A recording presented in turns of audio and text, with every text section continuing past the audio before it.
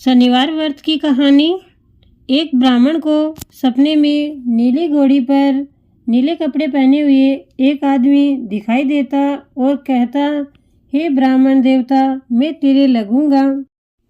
यह सुनकर ब्राह्मण घबराकर उठ गया। अगले दिन यही सपना उसे फिर आता है। इस प्रकार ब्राह्मण को यह सपना रोज आने लगा। वह परेशान हो गया और चिंता के मारे दुबला पतला हो गया।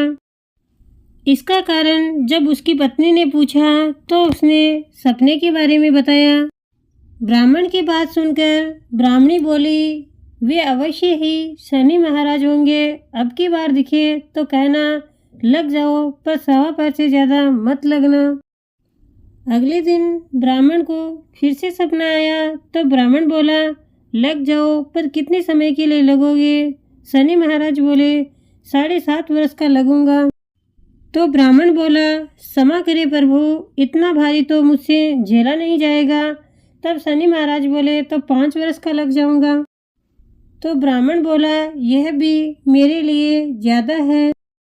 तो शनि महाराज बोले, 2.5 साल का लग जाऊं। ब्राह्मण ने मना किया तो शनि महाराज कहने लगे, सवा पैर का तो लगूंगा ही। इतना तो मैं कोडी कलंकी भिखारी के भी लग जाता हूँ। तब ब्राह्मण ने कहा, ठीक है। ब्राह्मण को सवा पैर की शनि की दशा लग गई। सुबह उठकर ब्राह्मण ने ब्राह्मणी को बताया, मेरे सवा पैर की शनि की दशा लग गई है, इसलिए मैं जंगल में जाकर यह समय बिताऊंगा। मेरे लिए खाने पीने का सामान बांध दो। मेरे पीछे से किसी से लड़ाई झगड़ा ना हो, इसका ध्यान रखना। ज़्यादातर घर में ही रहना। बच्चों का ध्यान रखना। इस सवा पैर के समय में अगर कोई तुम्हें गाली भी दे तो चुपचाप सुन लेना, बहस मत करना। यह सब समझाकर ब्राह्मण जंगल में चला गया। जंगल में जाकर ब्राह्मण एक पिंपल के नीचे बैठ गया और हनुमान जी का पाठ करने लगा। एक पहर बीत गया। ब्राह्मण ने सोचा बाकी समय रास्ते में बीत जाएगा, इसलिए वहां से चल दिया। रास्ते में किसी बाड़ी में मतीरे लगे देखे। माली से एक मतीरा खरीदा, पोटली में बांधा और आगे चल दिया। रास्ते में उसे एक आदमी मिला जो असल में शनिदेव थे। ब्राह्मण से पूछा, पोटली में क्या है? उसने कहा, मतीरा है। शनिदेव बोले, दिखाओ। ब्राह्मण ने पोटली खोली। उसमें राजकुमार का कटा हुआ खून से लथपथ सिर दिखा। शनिदेव ब्राह्मण को राजा के पास ले गए और राजा से कहा, इस ब्राह्मण ने राजकुमार की हत्या कर दी है। इसके पास पोटली में राजकुमार का सिर है, आप चाहो तो देख सकते हो। राजा ने कहा, मैं यह नहीं देख सकता। इस ब्राह्मण को सूली पर चढ़ा दिया जाए। ब्राह्मण को सूली पर चढ़ाने के आदेश से राज दरबार में हाहाकार मच गया। ब्राह्मण को सूली पर चढ़ाने से पहले पूछा गया कि तुम्हारी कोई आखिरी इच्छा हो तो बताओ। ब्राह्मण ने सोचा किसी भी तरह से सवा पैर पूरा हो जाए। उसने कहा, वह रोज बालाजी की कथा सुनता है। मरने से पहले अंतिम बार बालाजी की कथा सुनना चाहता हूँ। ब्राह्मण की इच्छा अनुसार बालाजी की कथा का प्रबंध किया गया।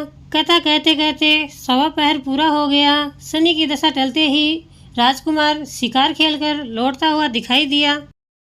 राजकुमार को वापस लौटता हुआ देखकर राजा और प्रजा दोनों अत्यंत खुश हुए, लेकिन उसे निर्दोष ब्राह्मण की हत्या करने के दोष का डर सताने लगा।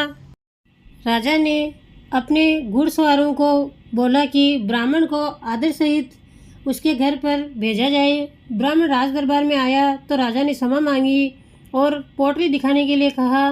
पोटली खोली तो उसमें मतीरा था। राजा ने इसके बारे में ब्राह्मण से पूछा तो ब्राह्मण ने बताया, मुझे सवा पैर की शनि की दशा लगी थी, इस कारण यह सब तमाशा हुआ।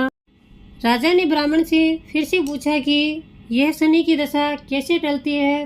तब ब्राह्मण ने बताया कि अगर किसी राजा या सेठ को शनि की दशा लगती है तो उसे काला घोड़ा या काला हाथी दान करना चाहिए।